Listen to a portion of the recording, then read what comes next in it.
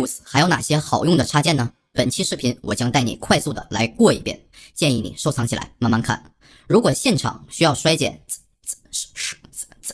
这样刺耳的齿音，可以用到 Waves 的 Sibilance， 没有延迟，操作极为简单。中间的阈值选定齿音的范围，然后右边的拨杆调节衰减的强度，左右两个旋钮可以对齿音的频段更精细的划分，后期混音也可以用到。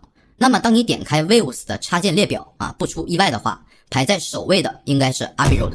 可能你有你自己喜欢的混响，比如瓦哈拉、莱斯康、第七天堂但是千万不要小瞧了 Waves 的混响，特别是 Waves 的 Abbey Road 系列。从它的名字就可以看出来 Beatles 那张专辑，对吧？相信它准没错。当然了，在总线处理上 Waves 给你的选择也是非常的多。 TG Masking Change 无疑是众多混音师非常青睐的一款。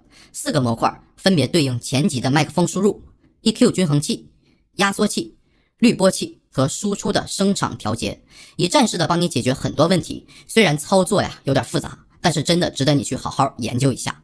EQ PEA 我个人每首歌曲几乎都会用到的插件，它不会像 FabFilter 的 Q3 那么精准的告诉你哪个地方好听，哪个地方不好听，但是呢，它有它独特的魅力，玩的就是一个感觉。左边的三角形是低频的增益和衰减，中间的三角形是中高频的增益这里可以选择频段的范围，右上角是高频的衰减，可以帮助你减弱一点刺耳的声音，从5000到2万赫兹，剩下的是噪音的模拟和输出的音量。